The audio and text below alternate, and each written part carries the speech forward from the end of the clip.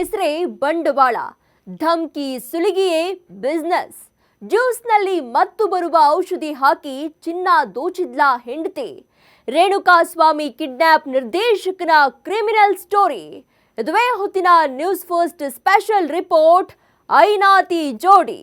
ನಾನು ಪ್ರೀತಿ ಆಕಾಶ್.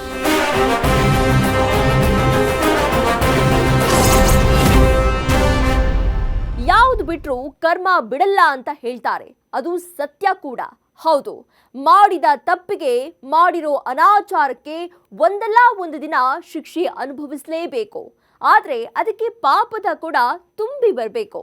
ಅಷ್ಟಕ್ಕೂ ಈ ಮಾತನ್ನ ನಾವ್ಯಾಕೆ ಹೇಳ್ತಿದ್ದೀವಿ ಅಂದ್ರೆ, ದರ್ಶನ್ ಜೊತೆ ಜೈಲು ಸೇರಿರೋ ರೇಣುಕಾಸ್ವಾಮಿ ಹತ್ಯೆಯ ಆರೋಪಿಗಳ ಪಾಪದ ಕೊಡವು ತುಂಬಿದಂತೆ ಕಾಣಿಸ್ತಾ ಇದೆ. ಅದರಲ್ಲಿ ಚಿತ್ರದುರ್ಗದ ರಾಘವೇಂದ್ರ ಮತ್ತು ಆತನ ಹೆಂಡತಿ ಪಕ್ಕಾ ಐನಾತಿ ಜೋಡಿ ಅಂತ ಕೇಳಿ ಬರ್ತಾ ಇದೆ.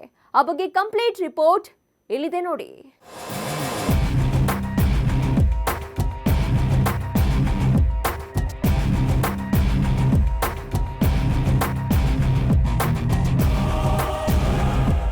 ಮಾಡಿದ್ದುಣ್ಣೋ ಮಹಾರಾಯ.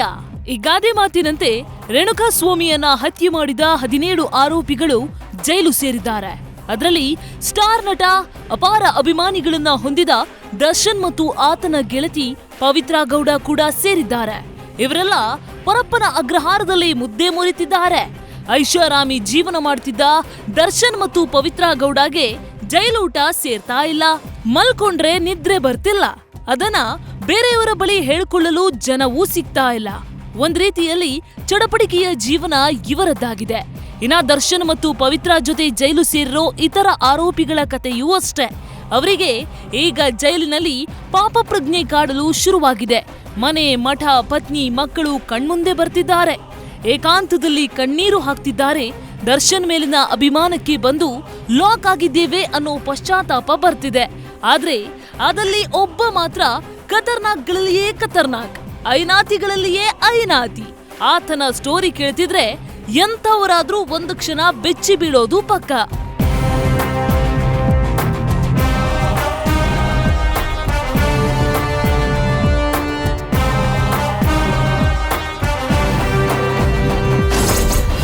Renukaswamy kidnap master mind Raghavendra.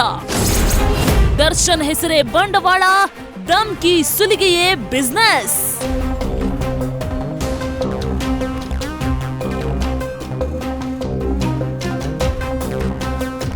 Renukaswamy ಹತ್ಯೆ ಕೇಸ್ನಲ್ಲಿ A4 ರಾಘವೇಂದ್ರ ಈತ ಚಿತ್ರದುರ್ಗದ ಕೋಳಿ ಬುರುಜನಹಟ್ಟಿ ನಿವಾಸಿ. ಚಿತ್ರದುರ್ಗದ ದರ್ಶನ್ ಅಭಿಮಾನಿ ಸಂಘದ ಅಧ್ಯಕ್ಷನೂ ಹೌದು. ರೇಣುಕಾಸ್ವಾಮಿ ಹತ್ಯೆ ಕೇಸ್ನಲ್ಲಿ ಈತನ ಪಾತ್ರ ಏನು ಅಂತ ಕೇಳಿದ್ರೆ, ದರ್ಶನ್ ಅಂಡ್ ಗ್ಯಾಂಗ್ ಈತನಿಗೆ ಫೋನ್ ಮಾಡಿ ನಿಮ್ಮೂರಿಂದ ರೇಣುಕಾಸ್ವಾಮಿಯನ್ನ ಕರ್ಕೊಂಡು ಬರಬೇಕು ಅಂತ ಆದೇಶ ಮಾಡಿತ್ತು. ಸ್ವಾಮಿ ನಿಷ್ಠೆಯ ಈ ಖತರ್ನಾಕ್ ರಾಘವೇಂದ್ರ ಏನ್ ಮಾಡ್ತಾನೆ ಅಂದ್ರೆ, ರೇಣುಕಾಸ್ವಾಮಿ ಯಾರ ಮನೆಯವನು, ಎಲ್ಲಿ ಕೆಲಸ ಮಾಡ್ತಾನೆ ಅದೆಲ್ಲವನ್ನ ಗೊತ್ತು ಮಾಡ್ಕೊಳ್ತಾನೆ. ಇನ್ನೊಂದು ಕಡೆ ಪವಿತ್ರಾ ಗೌಡ ಹೆಸರಲ್ಲಿ ಫೇಕ್ ಇನ್ಸ್ಟಾಗ್ರಾಮ್ ಅಕೌಂಟ್ ಅನ್ನ ಮಾಡಿಕೊಂಡು ರೇಣುಕಾಸ್ವಾಮಿಯ ಬ್ಯಾಕ್ ಗ್ರೌಂಡ್ ಅನ್ನ ತಿಳಿದುಕೊಳ್ಳೋ ಕೆಲಸ ಬೆಂಗಳೂರಿನಲ್ಲಿ ಆಗಾಗ ಆಗ್ತಾ ಇರುತ್ತೆ. ಅಂತಿಮವಾಗಿ ರೇಣುಕಾಸ್ವಾಮಿಯನ್ನ ಕಿಡ್ನಾಪ್ ಮಾಡೋದಕ್ಕೆ ಪ್ಲಾನ್ ಮಾಡ್ತಾನೆ ಈ ರಾಘವೇಂದ್ರ.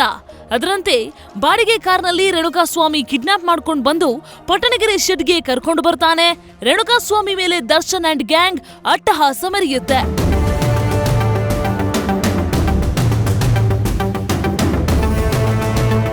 ಈ ರಾಘವೇಂದ್ರನ ಹಿನ್ನೆಲೆ ಏನು ಅಂತ ನೋಡ್ತಾ ಹೋದ್ರೆ, ಈತನೊಬ್ಬ ಐನಾತಿ ಅನ್ನೋದ್ರಲ್ಲಿ ಡೌಟೇ ಇಲ್ಲ. ಹೌದು, ದರ್ಶನ್ ಹೆಸರೇ ಈತನಿಗೆ ಬಂಡವಾಳ, ಸುಲಿಗೆಯೇ ಈತನ ಬಿಸ್ನೆಸ್. ಅಷ್ಟಕ್ಕೂ ಈತ ಏನ್ ಮಾಡ್ತಾನೆ ಅಂದ್ರೆ, ತನಗೆ ದರ್ಶನ್ ಗೊತ್ತು ಅಂತ ಪುಡಿ ರೌಡಿಗಳ ಗ್ಯಾಂಗ್ ಅನ್ನ ಕಟ್ಟಿಕೊಳ್ತಾನೆ. ಹೊಸ ಹೊಸ ಹುಡುಗರನ್ನ ತನ್ನ ಗ್ಯಾಂಗ್ಗೆ ಸೇರಿಸಿಕೊಳ್ಳಲು ನಿಮಗೆ ದರ್ಶನ್ ಜೊತೆ ಪರಿಚಯ ಮಾಡಿಸ್ತೀನಿ ಅಂತ ಬಿಲ್ಡಪ್ ಕೊಡ್ತಾನೆ. ಕೆಲವು ಬಾರಿ ದರ್ಶನ್ ಚಿತ್ರದುರ್ಗ ಮಾರ್ಗವಾಗಿ ಬೇರೆ ಬೇರೆ ಸ್ಥಳಕ್ಕೆ ಹೋಗುವಾಗ ರಾಘವೇಂದ್ರನಿಗೆ ಕರೆ ಬರ್ತಾ ಇತ್ತಂತೆ. ಆ ಸಂದರ್ಭದಲ್ಲಿ ಈ ರಾಘವೇಂದ್ರ ಹೊಸ ಹೊಸ ಹುಡುಗರನ್ನ ಕರ್ಕೊಂಡು ಬಂದು ದರ್ಶನ್ ಜೊತೆ ಫೋಟೋ ತೆಗೆಸ್ಕೊಡ್ತಿದ್ದ. ಇನ್ನ ಹೀಗೆ ದರ್ಶನ್ ಭೇಟಿ ಮಾಡಿಸೋದಕ್ಕೆ, ಫೋಟೋ ತೆಗೆಸ್ಕೊಳ್ಳೋದಕ್ಕೂ ಹಣ ಪೀಕ್ತಿದ್ದ ಅಂತ ಹೇಳಲಾಗ್ತಿದೆ.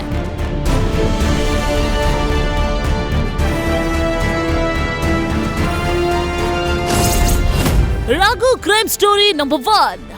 ನಕಲಿ ಚಿನ್ನ ಇಟ್ಟು ಸಾಲ ಪಡೆದಿದ್ದ ಐನಾತಿ. ನೋಡೋದಕ್ಕೆ ಬಾಡಿಗೆ ಮನೆಯಲ್ಲಿರೋ ರಾಘವೇಂದ್ರ ಸಾಮಾನ್ಯ ದೈನಾತಿ ಅಲ್ಲ ಅನ್ನೋದು ಇದರಲ್ಲಿಯೇ ಗೊತ್ತಾಗುತ್ತೆ ನೋಡಿ. 2015ರಲ್ಲಿ ಖಾಸಗಿ ಬ್ಯಾಂಕ್ನಲ್ಲಿರೋ ಸಿಬ್ಬಂದಿ ಜೊತೆ ಡೀಲ್ ಮಾಡ್ಕೊಳ್ತಾನೆ. ಅದರಂತೆ ನಕಲಿ ಚಿನ್ನವನ್ನ ತೆಗೆದುಕೊಂಡು ಹೋಗಿ ಅಡೆ ಇಟ್ಟು ಲಕ್ಷ ಸಾಲವನ್ನ ಪಡ್ಕೊಳ್ತಾನೆ. ಆದ್ರೆ ಬ್ಯಾಂಕ್ ಅಧಿಕಾರಿಗಳು ಪರಿಶೀಲನೆಯನ್ನ ನಡೆಸಿದಾಗ ರಾಘವೇಂದ್ರ ಸಾಲ ಪಡೆದಿದ್ದು ನಕಲಿ ಚಿನ್ನ ಇಟ್ಟು ಅನ್ನೋದು ಗೊತ್ತಾಗುತ್ತೆ. ಪೊಲೀಸ್ ದೂರು ಕೊಡ್ಲಾಗುತ್ತೆ. ಆ ಕೇಸ್ನಲ್ಲಿ ರಾಘವೇಂದ್ರ ಜೈಲು ಶಿಕ್ಷೆ ಅನುಭವಿಸಿ ಹೊರಬಂದಿರ್ತಾನೆ.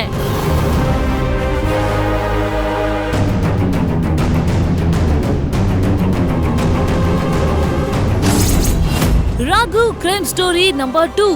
2016ರಲ್ಲಿ ಬೆದರಿಕೆ, ಪಕ್ಕದ ಮನೆಯವರಿಂದ ದೂರು.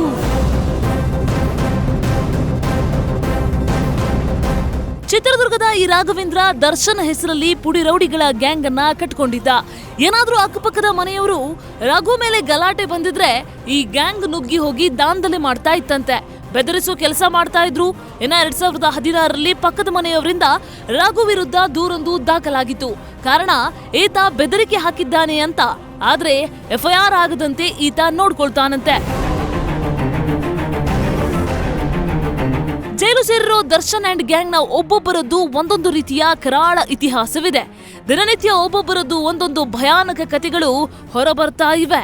ಅದರಲ್ಲಿ ಈ ಚಿತ್ರದುರ್ಗದ ರಘು ಐನಾತಿಗಳಲ್ಲಿಯೇ ಐನಾತಿ ಅನ್ನೋದು ಗೊತ್ತಾಗ್ತಾ ಇದೆ. ತಮ್ಮ ವಿರುದ್ಧ ದೂರು ಕೊಟ್ಟವರ ಮನೆಗೆ ಗ್ಯಾಂಗ್ ಜೊತೆಗೆ ನುಗ್ತಿದ್ದ. ಏರಿಯಾದಲ್ಲಿ ಯಾರು ರಘು ವಿರುದ್ಧ ಕಮಕ್ಕಿಮಕ್ಕನ್ನಂಗಿಲ್ಲ. ದರ್ಶನ್ ಸಂಘದ ಅಧ್ಯಕ್ಷನಾಗಿರೋ ರಾಘವೇಂದ್ರನ ಕೆಲಸವೇ ಪುಡಿ ರೌಡಿಗಳ ಗ್ಯಾಂಗ್ ಅನ್ನ ಕಟ್ಕೊಳ್ಳೋದು, ಜನರಿಗೆ ಹೆದರಿಸೋದು, ಬೆದರಿಸೋದು, ದರೋಡೆ ಮಾಡೋದಾಗಿತ್ತು ಅನ್ನೋದು ಒಂದೊಂದಾಗಿಯೇ ಹೊರಬರ್ತಾ ಇದೆ. ಸಾಮಾನ್ಯವಾಗಿ ಅಭಿಮಾನಿ ಸಂಘದವರು ಅಂತ ಅಂದ್ರೆ ತಮ್ಮ ನೆಚ್ಚಿನ ನಟನ ಚಿತ್ರವನ್ನ ಬಿಡುಗಡೆ ಆಗುವಾಗ ಬ್ಯಾನರ್ ಕಟ್ಟಿಸಬಹುದು, ಮೊದಲ ಶೋಗೆ ಜನರನ್ನ ಸೇರಿಸಬಹುದು, ಹಾಲಿನ ಅಭಿಷೇಕ ಮಾಡಿಸಬಹುದು ಅಂತ ಅನ್ಕೊಂತಾರೆ. ಈ ರಾಘವೇಂದ್ರ ಆ ಕೆಲಸವನ್ನ ನೀಟಾಗಿ ಮಾಡ್ತಿದ್ದ. ಅದರ ಜೊತೆಗೆ ಪುಡಿ ರೌಡಿಗಳ ಗ್ಯಾಂಗ್ಗಳನ್ನ ಕಟ್ಟಿಕೊಂಡು ಜನರನ್ನ ಹೆದರಿಸುವ ಕೆಲಸವನ್ನೂ ಮಾಡ್ತಿದ್ದ. ಈತನ ಉಪಟಳ ಹೇಗಿತ್ತು ಅಂತ ಕೇಳಿದ್ರೆ ಈತನ ವಿರುದ್ಧ ಜನ ದೂರು ಕೊಡೋದಕ್ಕೆ ಹಿಂದೇಟಾಗ್ತಿದ್ರಂತೆ. ಯಾಕಂದ್ರೆ ಪೊಲೀಸ್ಗೆ ದೂರು ಕೊಟ್ರೆ ಈತ ಗ್ಯಾಂಗ್ ಅನ್ನ ಕಟ್ಕೊಂಡು ದೂರು ಕೊಟ್ಟವರ ಮನೆಗೆ ನುಗ್ಗಿ ಹೋಗ್ತಿದ್ದ, ದಾಂಧಲೆ ಮಾಡ್ತಿದ್ದ. ರಾಘವೇಂದ್ರ ದರ್ಶನ್ ಅವ್ರ ಫ್ಯಾನ್ ಅಂತ ಹೇಳ್ಕೊಂಡು ಇಲ್ಲೆಲ್ಲ ಗಲಾಟೆ ಮಾಡಿದ್ದಾರೆ. ಎಲ್ಲ ರೌಡಿ ಜಮ್ ಮಾಡೋದು, ಎಲ್ಲ ರೌಡಿ ಜಮ್. ನಾನು ದರ್ಶನ್ ಫ್ಯಾನು, ನಾನು ಆ ಥರ ಈ ಥರ ಇದೀನಿ, ನಾನು ಅಷ್ಟು ರೌಡಿ ಇದಾರೆ, ನನಗೆ ಇಷ್ಟು ರೌಡಿ ಇದ್ದಾರೆ, ಯಾರು ನನಗೆ ಮಾತಾಡಿಸ್ಲಿ ಅಂತಂದೇಳಿ ನಮ್ಮ ಎಲ್ಲ ಹೇಳೋನು. ನಮ್ಮ ಮುಖನೂ ನೋಡೋನು, ಇಲ್ಲಿ ಆಟ ಯಾರ್ದ ಬಾಡಿಗೆ ತಂದು ಆಟ ಹೊಡಿಯೋನು. ಆಮೇಲೆ ನಮ್ಮ ಮುಖ ನಾನು ಹಿಂದ್ಗಡೆ ಹೋಗ್ದಂಗೆ ಆಗಿಬಿಟ್ಟು. ಇವತ್ತು ಪೊಲೀಸ್ ಬಂದಾಗ ನೀವು ಬಂದಾಗ ಹೋಗಿ ನೋಡ್ಕೊಂಬಂದಿ ನೋಡಿ ಸರ್, ಹಿಂಗೆ ರೌಡಿ ಮಾಡೋನು. ನಾನು ಒಂಟಿ ಓಡಾಡೋದೇ ಕಷ್ಟ ಆಗ್ಬಿಡು ಸರ್. ಹೆದರಿಕೊಂಬಿಡ್ತಿದ್ದೆ. ಅವ್ನು ಏನು ಮಾಡ್ತಾನೆ, ಎಲ್ಲೋ ನಾನು ಪೇಟೆಗೆ ಹೋಗೋದೇ ಬಿಟ್ಟೆ. ಎಲ್ಲ ಕೆಟ್ಟ ಮಾತೆಲ್ಲ ಒರೆಸ್ಬಿಟ್ರು ನನ್ನ ಮೇಲೆ. ನೀವೇ ಕಳ್ತನ ಮಾಡಿರ, ನೀವೇ ಬಚ್ಚಿಕೊಂಡಿರ, ಹಾಗೆ ಈಗ ಅಂತ ಹೇಳಿದ್ರು. ಆಯ್ತು ಬಿಡು ಅಂತಂದ್ರೆ ನಂಗೆ ಗಂಡನ. ಆಮೇಲೆ ನಂಗೆ ಗಂಡ ಇದು ಇಲ್ಲಿ ಬಾರ್ ಹತ್ರ, ಇಲ್ಲೇ ಒಂದು ಬಾರ್ ಐತಲ್ಲ, ಕೀರ್ತಿ ಬಾರೆ ಅಂತದೈತೆ, ಆ ಬಾರ್ ಹತ್ರ ಅವ್ರು ಎಣ್ಣೆ ಹೊಡಿಯೋಕೆ ಹೋಗಿದ್ರು. ಈ ಮನೆಗೆ ಬಂದಮೇಲೆ ಅವ್ರ ಹಿಂಬಲ್ ಹತ್ಕೊಂಡು ಹೋಗಿ ಅವ್ರನ್ನೆಲ್ಲ ಎದುರಿಸ್ತಾನೆ. ಈತ ಮಾಡ್ತಿರೋದು ಕಾರು ಓಡಿಸೋ ಕೆಲಸ. 15 ವರ್ಷದ ಹಿಂದೆ ದರ್ಶನ್ ಅಭಿಮಾನಿ ಸಂಘವನ್ನ ಸೇರ್ಕೊಳ್ತಾನೆ. ನೋಡ್ತಾ ಇರೋ ಹಾಗೆ ಸಂಘಕ್ಕೆ ತಾನೇ ಅಭಿಮಾನಿಯೂ ಆಗ್ತಾನೆ. ಬೆಂಗಳೂರಿಗೆ ಬಂದು ಆಗಾಗ ದರ್ಶನ್ ಭೇಟಿಯಾಗೋ ಕೆಲಸವನ್ನ ಮಾಡ್ತಿದ್ದ. ತಾನು ದರ್ಶನ್ ಜೊತೆ ಇರೋ ಫೋಟೋಗಳನ್ನ ಜನರಿಗೆ ತೋರಿಸ್ತಿದ್ದ. ದರ್ಶನ್ ಜೊತೆ ಪಾರ್ಟಿ ಮಾಡ್ತಿರೋ ಫೋಟೋಗಳನ್ನ ತೋರಿಸಿ ಬಿಲ್ಡಪ್ ತೆಗೆದುಕೊಳ್ತಿದ್ದ. ಈತ ಇರೋದ್ ಬಾಡಿಗೆ ಮನೆಯಲ್ಲಾಗಿದ್ರು ಯಾರೂ ಈತನ ವಿರುದ್ಧ ಕಮಕ್ ಕಿಮಕ್ ಅನ್ನೋ ಹಾಗೆ ಇರ್ಲಿಲ್ಲ. 4-5 ವರ್ಷದಲ್ಲಿ 12 ಮನೆ ಚೇಂಜ್ ಮಾಡಿದ್ದ ರಾಘು. ಕುಡಿದು ಬಂದು ಗಲಾಟೆ ಮಾಡ್ತಿದ್ದ ದರ್ಶನ್ ಅಭಿಮಾನಿ.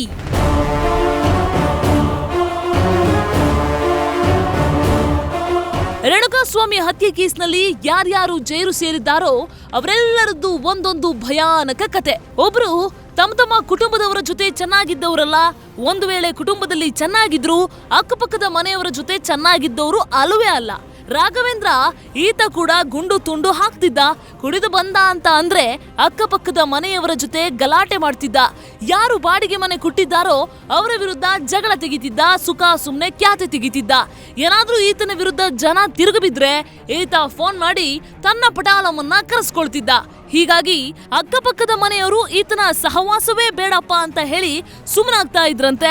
ಆಮೇಲೆ ಮತ್ತೆ ಇನ್ನೊಂದ್ಸರಿ ರೌಡಿಗಳು ಕರ್ಕೊಂಬಂದು ನಾವು ಸ್ಟೇಷನ್ಗೆ ಹೋಗಕ್ಕೂ ಅವ್ರು ರೌಡಿ ಕರ್ಕೊಂಬರಕು ಅವನೇ ಬಂದು ರಾಘವೇಂದ್ರ ಬಂದು ಹಂಗೆ ನಮ್ಗೆ ಹೊಡಿಯೋಕ್ಕೆ ಬಂದ್ಬಿಟ್ಟ ಸರ್.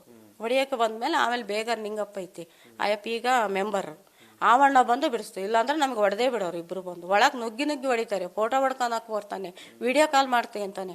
ನಮ್ಮ ಅಕ್ಕರ ಮಕ್ಕಳು ಅವರೆಲ್ಲ ದೂರ ಹೋಗೇ ಬಿಟ್ರು, ನಮ್ಗೆ ಈ ಸವಾಸ ಬೇಡ ಅಂತಂದೇಳಿ. ಅವನು ರೌಡಿ ಅಂತ ಅದಕ್ಕೆ ನಿಂಗಪ್ಪ ಐತಿ ಸಾಕ್ಷಿ ಹೇಳ್ತದೆ, ಬೇಕಾದ್ರೆ ಕರೆದ್ರ ಅವಣ್ಣ ಹೇಳ್ತು ನಾನು ಬಂದು ಸಾಕ್ಷಿ ಹೇಳ್ತಮ್ಮ ನಾನೆಲ್ಲ ಮೆಡ್ಸಿದ್ದು ಅಂತ. ಆವಾಗ ನಾವೇ ಮಾಡ್ತೀವಿ ಗಂಡ ಹೆಂಡತಿ ಹೆದರಿಕೆಂದು ಸುಮ್ಮನೆ ಆಗಿಬಿಟ್ವಿ. ಹೋಗಿ ಕೇಸು ವಾಪಸ್ ತಗೊಂಡು ನನ್ನ ಕೇಸ್ ವಾಪಸ್ ತಗೊಳಲ್ಲ, ಅಲ್ಲೇ ಇರಲಿ ಹೋಗಿ ಹೇಳಿ ಬರ್ತೀವಿ. ನಮ್ಮ ಮೇಲೆ ಹಿಂಗೆ ರೌಡಿ ಜಂಪ್ ಬರ್ತಾವ್ರ ಸ ಕಳೆದೋದ್ರು ಹೋಗತ್ತೆ, ನಮಗೆ ಹೆಣ್ಮಕ್ಳಿಲ್ಲ ಒಡವೆ ಹೋದ್ರು ಹೋಗತ್ತೆ, ನಮ್ದು ಅಲ ಮನೆ ಐತೆ ಮಾಡಿಸ್ಕೊಂತೀವಿ. ಅವಳು ಪುಟ್ಟ ತೆಂಗ್ಸು ಹೋಗ್ಲಿ ಬಿಡು ಸರ್, ಅವಳಿಗೇನು ದೇವರು ಒಳ್ಳೇದು ಮಾಡಲ್ಲ ಅಂತ. ಯಾವುದೇ ವ್ಯಕ್ತಿ ಅಥವಾ ಯಾವುದೇ ಜೋಡಿ 4-5 ವರ್ಷದಲ್ಲಿ ಅದೆಷ್ಟು ಬಾಡಿಗೆ ಮನೆಯನ್ನ ಬದಲಾವಣೆ ಮಾಡೋದಕ್ಕೆ ಸಾಧ್ಯ? ಗರಿಷ್ಠ ಅಂದ್ರೆ 4-5 ಮನೆ ಬದಲಾವಣೆ ಮಾಡಬಹುದು. ಆದ್ರೆ ಈ ರಾಘವೇಂದ್ರ ಇದ್ದಾನಲ್ಲ, ಈತ ಬರೋಬ್ಬರಿ 12 ಮನೆಯನ್ನ ಬದಲಾವಣೆ ಮಾಡಿದ್ದಾನೆ. ಅಂದ್ರೆ ಹೋದಲೆಲ್ಲ ಗಲಾಟೆ ಮಾಡೋದು, ಹೋದಲೆಲ್ಲ ಬಾಡಿಗೆ ಕೊಡದೆ ಇರೋದೇ ಇದಕ್ಕೆ ಕಾರಣ. ಹಾಗೆ ಈ ಐನಾತಿಗೆ ಮತ್ತೊಬ್ಬಳು ಐನಾತಿಯೇ ಸಿಕ್ಕಿದ್ಲು ಅನ್ನೋದು ಕೇಳಿ ಬರ್ತಾ ಇದೆ.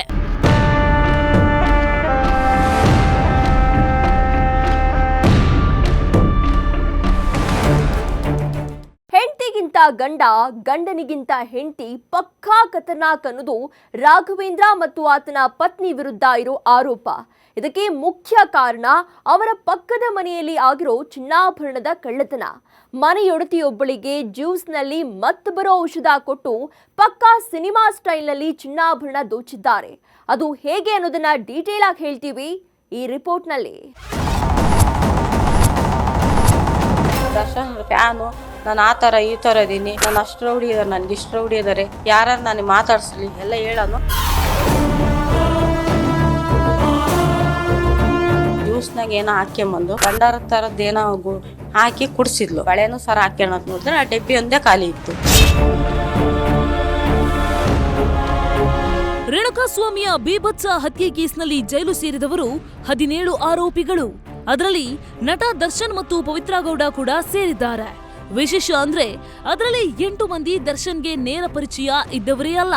ಅವರಿಗೆ ಬೇರೆಯವರೆಲ್ಲ ಸೇರ್ಕೊಂಡು ಬಾಸ್ ಪರಿಚಯ ಮಾಡಿಸ್ತೀನಿ ಬಾ ಅಂತ ಕರ್ಕೊಂಡು ಬಂದಿದ್ದಾರೆ. ಅವರ ಮಾತನ್ನ ಕೇಳಿ ಹಳ್ಳಕ್ಕೆ ಬಿದ್ದಿದ್ದಾರೆ. ಅದರಲ್ಲಿ ಕಾರ್ ವಾಶ್ ಮಾಡಿದವರು, ಬಾಡಿಗೆಗೆ ಬಂದವರು ಇದ್ದಾರೆ. ಆದ್ರೆ ಚಿತ್ರದುರ್ಗದ ರಾಘವೇಂದ್ರ ಮಾತ್ರ ದರ್ಶನ್ಗೆ ಚೆನ್ನಾಗಿ ಪರಿಚಿತನಾಗಿದ್ದ. ಈತ ಅದೆಷ್ಟು ಐನಾತಿಯಾಗಿದ್ದ ಅನ್ನೋದನ್ನ ಹೇಳಿದ್ವಿ. ಹಾಗೆ ಈತನಿಗೆ ಜೋಡಿಯಾಗಿದ್ದು ಮತ್ತೊಬ್ಬ ಐನಾತಿ ಅನ್ನೋ ಸುದ್ದಿ ಸ್ಫೋಟವಾಗಿದೆ. ಗಂಡನ ಬಿಟ್ಟು ರಘು ಜೊತೆ ಸೇರ್ಕೊಂಡಿದ್ದ ಸಹನಾ ಕಳ್ಳತನ ಮಾಡೋದ್ರಲ್ಲಿ ಗಂಡನನ್ನೇ ಮೀರಿಸ್ತಿದ್ಲು.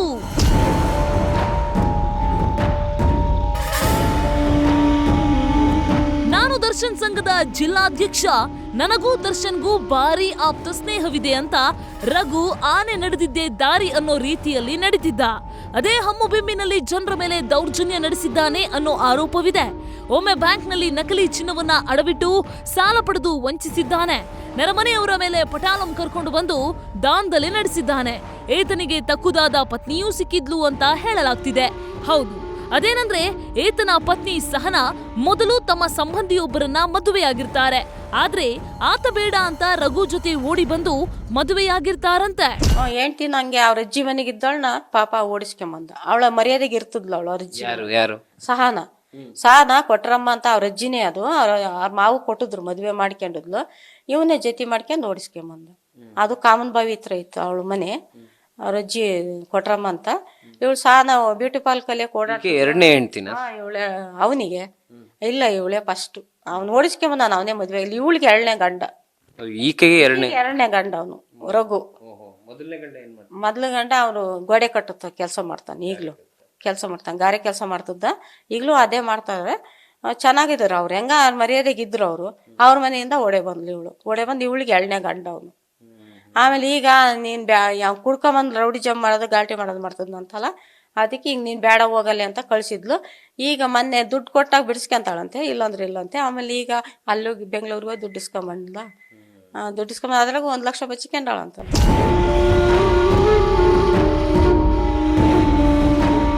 ಹೌದು, ರಘುಗೆ ಸಹನಾ ಮೊದಲನೇ ಪತ್ನಿ ಆಗಿದ್ರು, ಸಹನಾಗೆ ರಘು ಎರಡನೇ ಗಂಡ. ಗಂಡ ಹೇಗಿದ್ನೋ ಹಾಗೆ ಸಹನಾ ಕೂಡ ಖತರ್ನಾಕ್ ಆಗಿದ್ಲು ಅಂತ ಆರೋಪಗಳು ಕೇಳಿ ಬರ್ತವೆ. ಹಾಗಂತ ಇಂಥ ಆರೋಪಗಳನ್ನ ಮಾಡ್ತಾ ಇರೋರು ಬೇರೆ ಯಾರೂ ಅಲ್ಲ, ವರ್ಷಗಟ್ಟಲೆ ಅಕ್ಕಪಕ್ಕದ ಮನೆಯಲ್ಲಿದ್ದವರು ಸಹನಾ ಮತ್ತು ರಘು ಬಗ್ಗೆ ಗಂಭೀರ ಆರೋಪಗಳನ್ನ ಮಾಡ್ತಾ ಇದ್ದಾರೆ.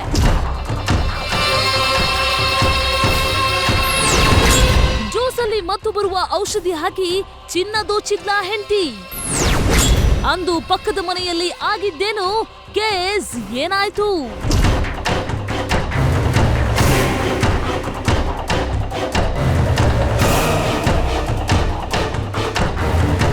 ದರ್ಶನ್ ಅಭಿಮಾನಿ ಸಂಘದ ಚಿತ್ರದುರ್ಗದ ಅಧ್ಯಕ್ಷ ರಾಘವೇಂದ್ರ ಮತ್ತು ಆತನ ಹೆಂಡತಿ ಕತೆ ಸಿನಿಮಾ ಸ್ಟೋರಿಯನ್ನ ಮೀರಿಸೋ ಹಾಗಿದೆ ನೋಡಿ. ಸೇಮ್ ರಾಘವೇಂದ್ರಂಗೆ ಅದೆಷ್ಟು ಖತರ್ನಾಕ್ ಬುದ್ಧಿ ಇತ್ತೋ ಸಹನಾಗೂ ಹಾಗೆ ಇತ್ತು. ಒಮ್ಮೆ ಸಹನಾ ಏನ್ ಮಾಡಿದ್ದಾರೆ ಅಂದ್ರೆ, ಪಕ್ಕದ ಮನೆಯವರ ಚಿನ್ನದ ಮೇಲೆ ಕಣ್ಣಿಟ್ಟಿದ್ದಾರೆ.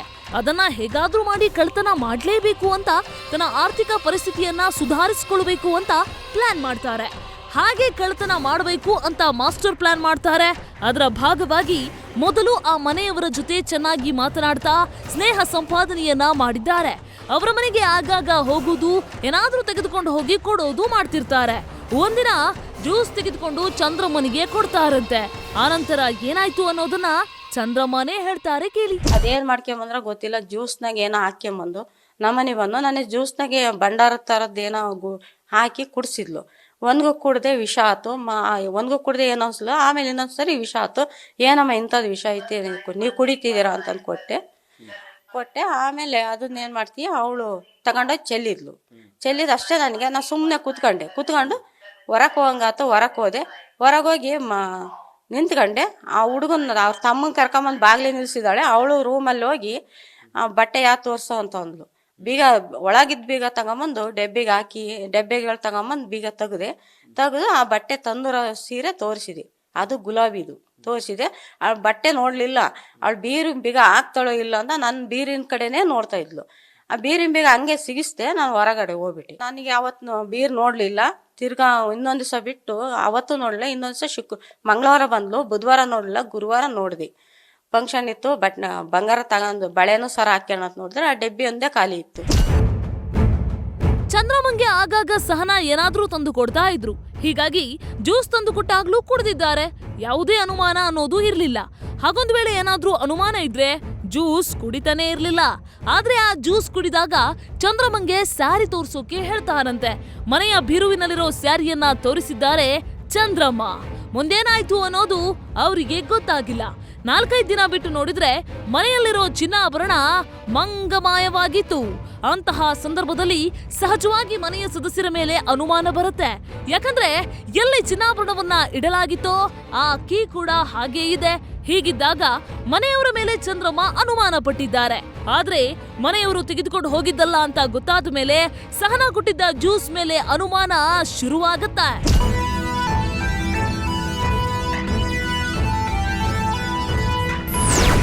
ಕಳ್ಳತನ ಕೇಸ್ ಹಾಕಿಸಿದ್ದಕ್ಕೆ ರೌಡಿಗಳ ನುಗ್ಗಿಸಿದ್ದ ರಾಘವೇಂದ್ರ. 4 ಚಿನ್ನದ ಬಳೆ, 2 ಚಿನ್ನದ ಚೈನ್ ಅನ್ನ ಎಗರಿಸಿದ್ಲು ಅಂತ ಆರೋಪ.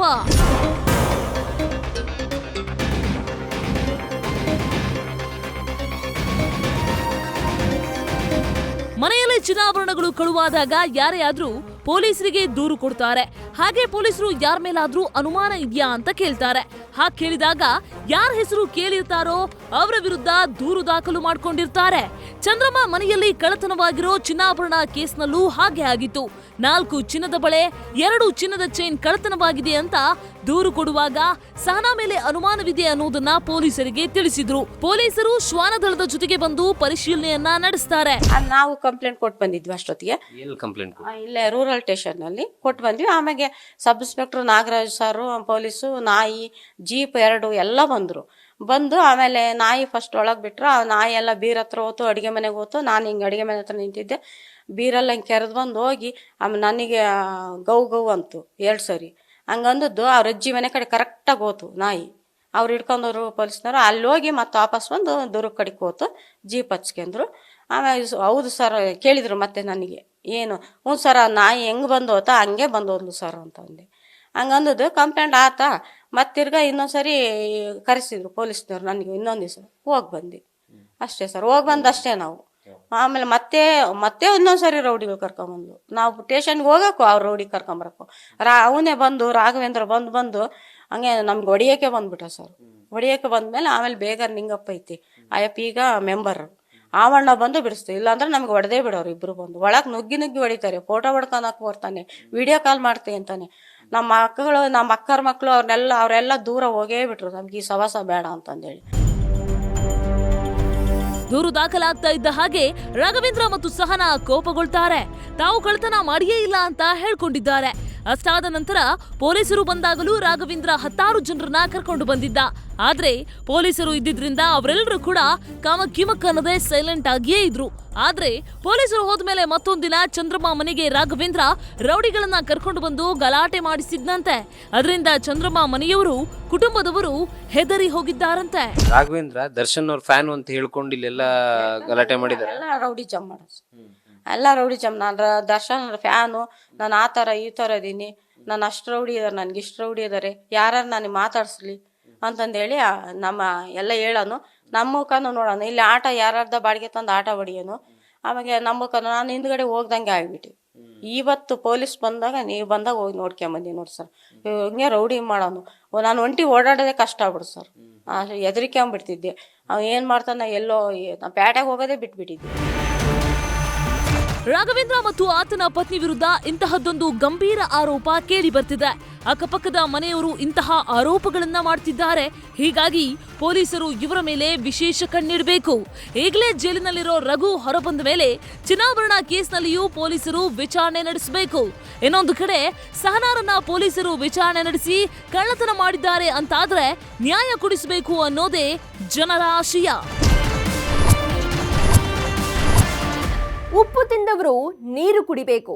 ಹಾಗೆ ತಪ್ಪು ಮಾಡಿದವರು ಇಂದಲ್ಲ ನಾಳೆಯಾದ್ರೂ ಶಿಕ್ಷೆ ಅನುಭವಿಸಲೇಬೇಕು. ಸದ್ಯ ರೇಣುಕಾಸ್ವಾಮಿ ಬರ್ಬರ ಹತ್ಯೆ ಕೇಸ್ನಲ್ಲಿ ರಾಘವೇಂದ್ರ ಜೈಲು ಸೇರಿದ್ದಾನೆ.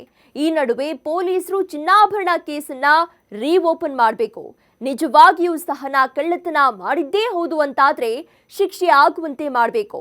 ಚಿನ್ನಾಭರಣ ಕಳೆದುಕೊಂಡವರಿಗೆ ನ್ಯಾಯ ಕೊಡಿಸಬೇಕು ಅನ್ನೋದೇ ಜನರ ಆಶಯ. ಇದಾಗಿತ್ತು ಹೊತ್ತಿನ ವಿಶೇಷ.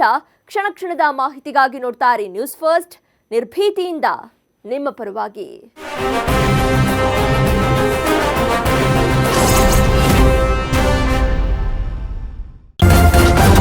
ನ್ಯೂಸ್ ಫಸ್ಟ್, ನಿರ್ಭೀತಿಯಿಂದ ನಿಮ್ಮ ಪರವಾಗಿ.